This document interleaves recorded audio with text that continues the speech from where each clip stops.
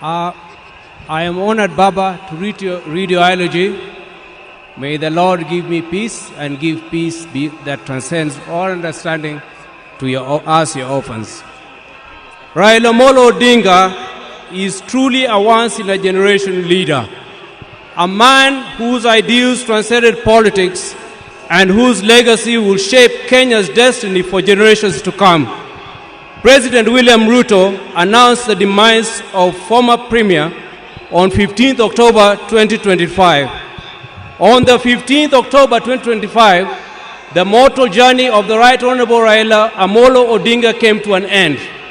But his spirit is immortalized in the story of a life that began on the 7th of January 1945. For 80 years, he embodied resilience, boundless optimism, a will to test limits, ventured into new frontiers, and imagined new country. He was a leader who never wavered in his belief in the good of his people. Raila Odinga lived a life of purpose. He chose to fly high, urged the nation to dare, and challenged Africa to fight for its place in the world and retrace the dreams of the continent's founders. Over the past 3 years, we have witnessed an outpouring of emotions of a nation gripped in grief. Africa has grieved for him. Indeed, the world has grieved for him. Our nation and the world struggling with the question, did we really know him in his fighting to find hope in his enduring legacy? Raila Odinga may not have been there to fight the country's war for independence, but he bows out as an undisputed leader of the national rebirth of the Kenyan nation. He easily became the bridge between our generation and that of our grandfather, the late Jaramogi Oginga Odinga, who fought for our country's independence from colonialism. He learned at the feet of Kenyans and Africa's most revered leaders. He witnessed the liberation ideals and struggles of Pan-African heroes, including our grandfather Jaramogi, Jomo Kenyatta, Julius Nyerere, Kwame Nkrumah, Gamal Abdel Nasser, and Kenneth Kaunda, among others. He followed and internalized Nelson Mandela's struggles and agreed with his philosophy that courage was not the absence of fear, but the triumph over it. That the brave man is not he who does not feel afraid. Raila conquered fear and mastered courage. Possibility of death in pursuit of an ideal was not a reason for Raila to retreat. For he also internalized William Shakespeare's words that cowards may die many times before their deaths. The valiant never taste of death but once. It is from that perch that Raila began his own long walk for freedom and liberation, applying himself to the cause as a debt owed to past and due to the present generations. Many times he appeared to be on a cause much larger than himself, a mission almost impossible. But he seemed to be the way he loved it. He gave his life for it. In emulating the giant steps of Jaramogi Oginga Odinga, our grandfather, and the spirit of selflessness that ran deep in his heritage, Raila Odinga, just as his father once declared that he could be no freedom for the release, without the release of their leader Jomo Kenyatta, proclaimed Kibaki Tosha, a declaration that propelled NARC to bring an end to KANU's 40-year rule. This defining act was emblematic of the man himself. Raila Odinga was Raila Odinga. He never cared what others thought about him or his actions. He cared whether people bought into his vision and mission.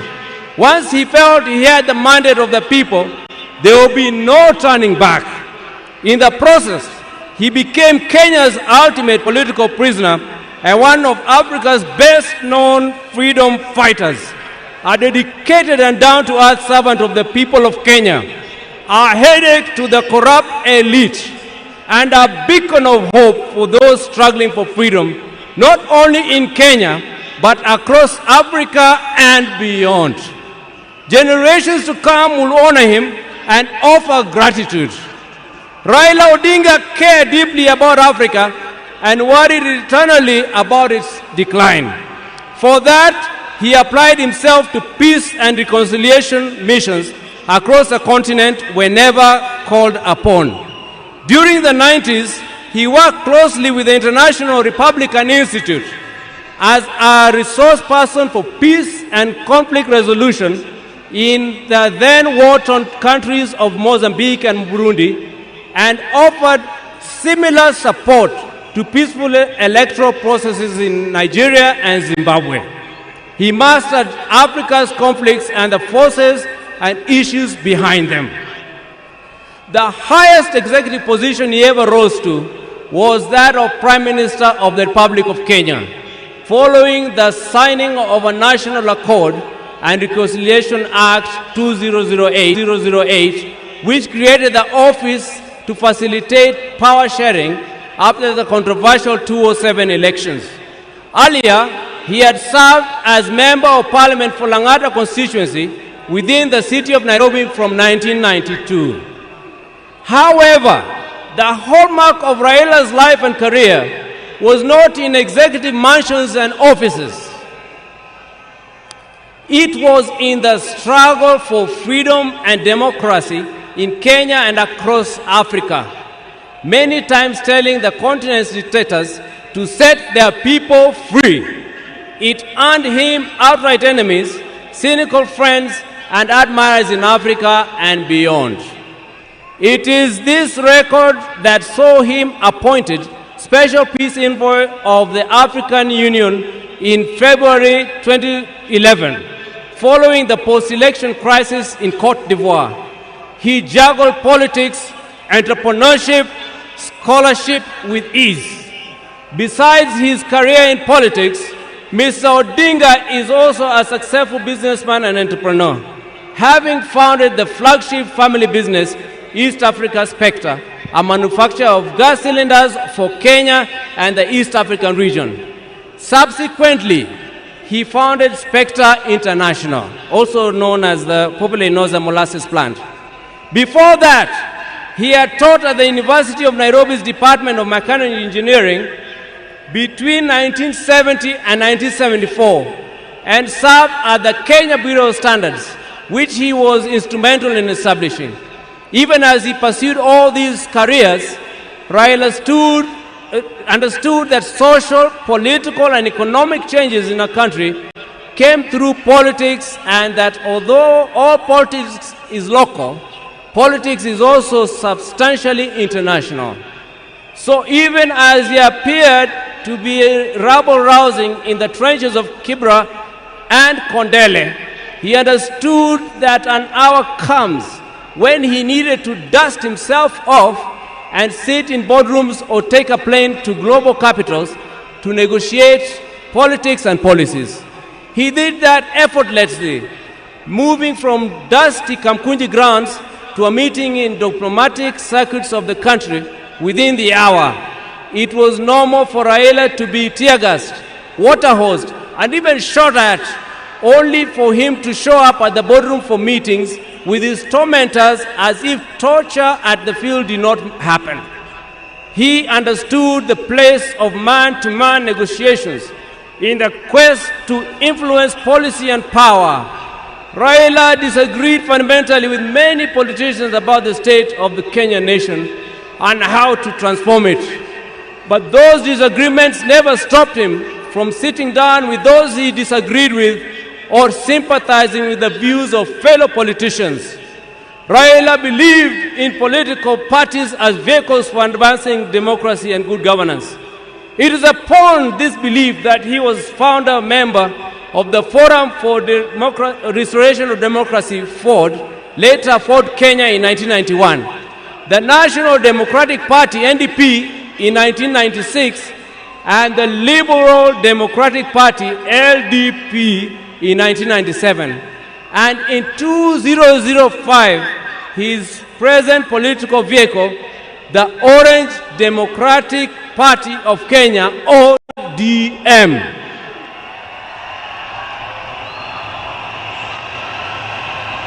In 2013, he led his party into coalition with other parties to form the Coalition for Reforms and Democracy Code, on whose ticket he ran for president. He challenged the election results at the Supreme Court, which ruled in favor of his opponent. He accepted the verdict and took up the leadership of the opposition. He contested the 2017 presidential election on the ticket of the National Super Alliance, NASA, which election ended up being nullified by the Supreme Court, but he stayed out of the subsequent contest.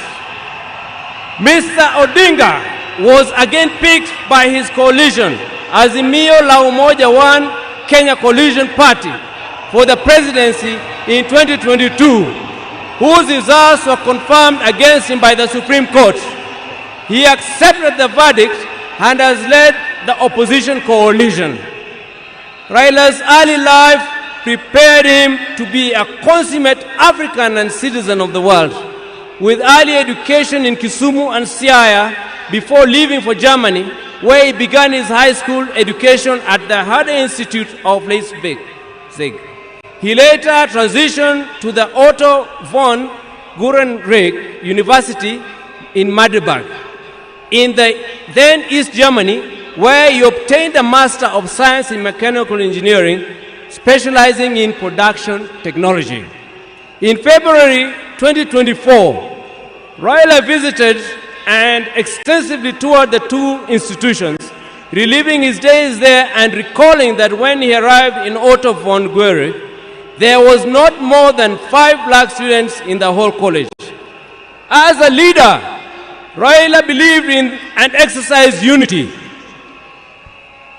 selflessness, sacrifice, collective leadership, humility, honesty, discipline, and hard work.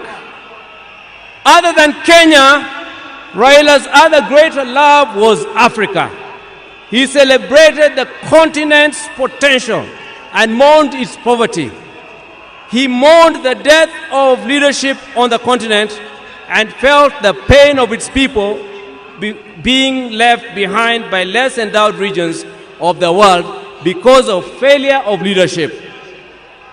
Indeed, the last major political project Raila quietly embarked on just days before his death was a third biography dedicated purely to Pan-Africanism and what needs to be done to take the continent forward.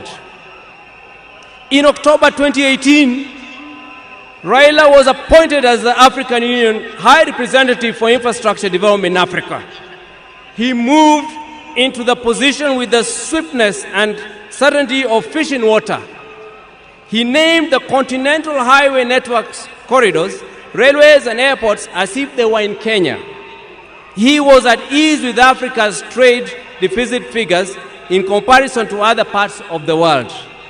In politics, Raila communicated the importance of reconciliation, forgiveness, and putting country over self. He forgave his jailers and worked with them to move the country forward. He emphasized that building a progressive country demanded leaders rise above anger and desire for revenge. He also believed strongly that preservation of a nation requires the triumph of pragmatism over ideology, that when the nation is under extreme threat, leaders must embrace extreme compromise. He believed power was not an end, but a means to an end. It should be used towards the desired end. He believed that power should be used to ensure the existence of the nation, not the demise of the nation. He wanted power to be used to ensure progress, prosperity, and peace of and among nations, and not for any causes that would yield contrary outcomes. We will cherish Raila's memory in the heart of our nation, and I believe in the hearts of many African nations. Fare thee well, our champion, our freedom fighter, our Baba. You have fought the long fight. You have finished the arduous race. You have kept the unshakable faith. Your work here is done. The struggle continues. Rest in peace and rest in perfect and eternal peace. Thank you, Baba. Long live the King!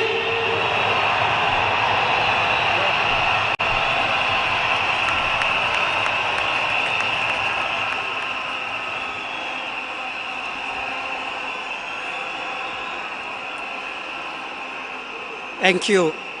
Thank you very much.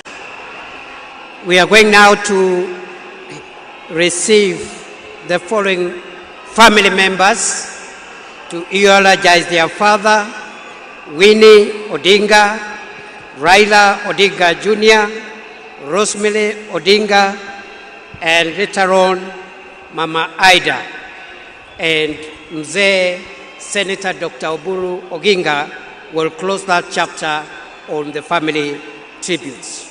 Karibuni.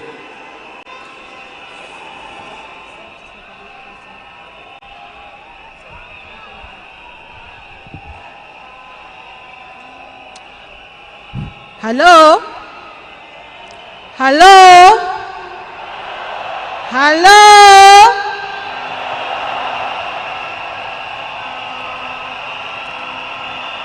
Mimi leo sina mengi ya kusema. Niko hapa na watoto wangu. Huyu ni mtoto wangu wa kwanza, anaitwa Safi. Na huyu ni wangu wa pili, anaitwa Senai. Niko na mandugu zangu huko nyuma, Junior na Winnie, na my cousins pia wako hapa. Leo ni siku wa uchungu mwingi sana kwangu mimi. Najua nyinyi pia mnasikia uchungu mwingi sana.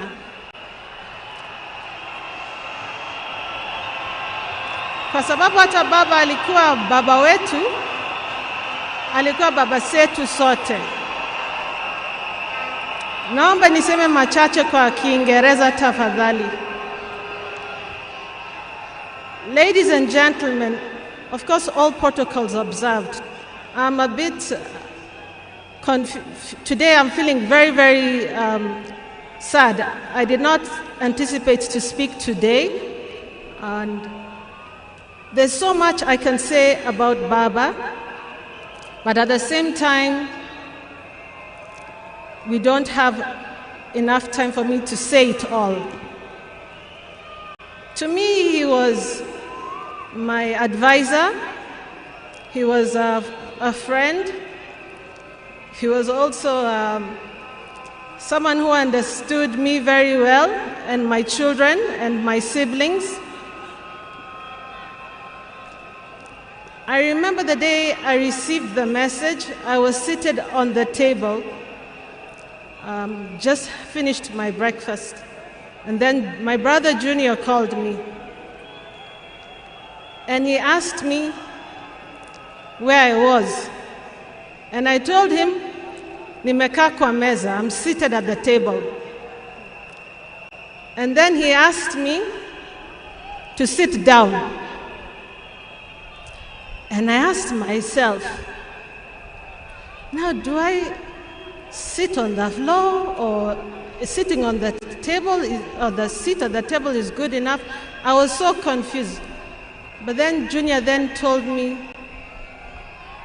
that our father was no longer with us. Until today, it is still very difficult.